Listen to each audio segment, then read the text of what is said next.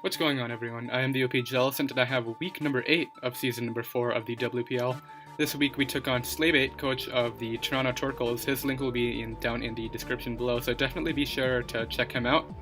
Now, just a quick breakdown of playoffs. In case you guys don't know, there's only 2 weeks left in the season. This week that you guys are seeing right now, and week 9 next week, where we take on the opponent who we beat in finals last season, Mega Metagross. So that'll be interesting. But if we win this and that, we're definitely in playoffs. If we go 1-1, so say we win this but lose that, or we lose this but win that, it'll come down to some other matches, which I really don't want to depend on. And if we lose both, then we're definitely out of playoffs. So ideally, we win right here. Let's get right up into the matchup right here. So Scarf Gengar completely tears through his team, unless it's like especially defensive Hippowdon, because he does not have a Ghost Resist, and once Hippowdon and Excadrill, the Sand Core, is gone, we can just sweep with Sludge Wave. Defensive Tangrowth helps deal with things like the Excadrill as well as the Hippowdon. He could try to get up a rocks and whirlwind us around, but I'm not too worried about that.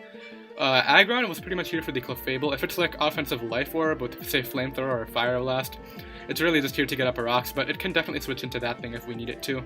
And then these two completely destroy his team. Substitute Kieran Black. It can come out on the Hippowdon, just click sub. And Calm Mind Reuniqueless can set up on the Hippowdon, the Mega Blastoise, the Clefable, sorry. And then Assault Vest Raikou just helps us deal with the Tapu Koko, Special Victini, and the Mega Blastoise in case that's an offensive set. So let's get right into the match right here.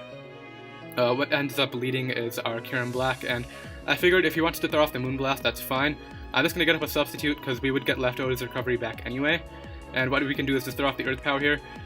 Get a critical hit. I actually never confirmed as to whether that ended up mattering or not, because if he was the offensive set to go along with the Hippowdon with Sand, I'm assuming that's what he was, it didn't matter. But if he was that Spadef or Rocks variant, it would not have mattered, but I'm assuming it didn't because you guys will see his Hippowdon set later.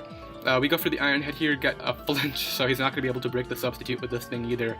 A lot of luck in our favor right now, but we can just throw off the Iron Head here. When you have a Kieran Black behind a sub, you are not making predictions. I'm just clicking Iron Head no matter what happens. He makes the pretty obvious choice if I'm clicking Iron Head to go into Blastoise. But we do have Fusion Bolt for this, and he might scout for that, but he's actually just ends up staying in, so we can go right for the Fusion Bolt. Get big damage off, put that thing into range of our Gengar, which is really nice, and you can go to Hippowdon here. Once again, we're behind a sub. We're not making any hard predictions. What I can do here is just throw out the Ice Beam if I want. But we end up switching out because we don't have that coverage. We have, I believe, the Dragon Claw.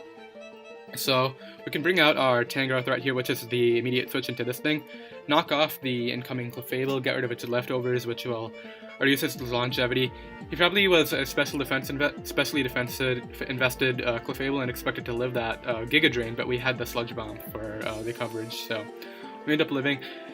Joyous Banded Victini actually completely tears through my team. We have no resist. Even defensive Reuniqueless doesn't want to take a hit. Aggron in its regular form, even if it obviously takes it better than when it would be in its Mega form, but if it's banded, it's just going to KO everything. He goes for the V-Create, gets his own crit. If it was banded, we would have lived that on like 3 or 4, but it's fine. It would have been nice to get a hit off because obviously he has a stat drop, so we would outspeed. Here he brings out the Hippowdon, and this confirms he is a mixed bulky set, because that would have 2-hit KO'd if he was completely Fizz-Def. So what we can do is just bring out our Aggron right here on his rocks, which is a completely fair play. We can try to get up our own rocks, which I believe we do, as he's going to throw off the Earthquake. As I said at the beginning of this game, Aggron literally does nothing this match, so I'm going to try to Toxic this thing, wear it down. And there's no way I'm switching out for something else to take an Earthquake. There's no point. Even Tangrowth I want healthy to deal with the Blastoise late game if we have to. So I'm just going to let him continuously Earthquake us here, which is, I think it's the better option all around right here. He's not going for Slack Off, which probably means he did not have it. Or he's just knows that we're going to 1v1 if he tries to Slack Off stall us here. So he's going to go for the Protect, which obviously we're clicking Shadow Ball here, probably just to scout whether we decided to go for Sludge Wave or not, but Shadow Ball is going to come out, knock this thing out. And at this point, as I said at the beginning of the match, the Sand Core is broken, so Sludge Wave will completely dominate his team at this point. We can go ahead into our primary switch into this spawn, which is our Assault Vest Raikou. He can bring out Victini all he wants. I do have the Shadow Ball for this, but we're not staying in to take the Banded V-Create. Obviously, that's what he's going to end up clicking here. We go for the Tangrowth play, since everything on his team pretty much destroys that at this point. It could be like a U-turn Tapu Koko, and I just want to space switch in into our Gengar right here to click Sludge Wave and just blow something back.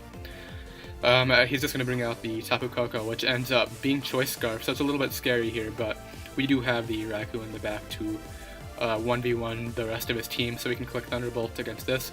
We are still, so despite the electric terrain, his Thunderbolt's not going to be doing a lot. We do 50%, and despite that electric terrain going away, we should knock him out with the Shadow Ball right here. And Shadow Ball will knock out the Victini at 51%, so that's going to be a really good game to Slaybait. We are now, I think, 3-0 against him. We've had 3 battles against him on our channel. And like I said, if we win next week, we're in playoffs. There's not much else to say. Thank you guys so much for watching. Definitely subscribe down below if you enjoyed, and hit that like button if you did too. And once again, check out Slaybait down below in the description, and if we win next week, that we are in playoffs. So I'll see you guys then. Bye.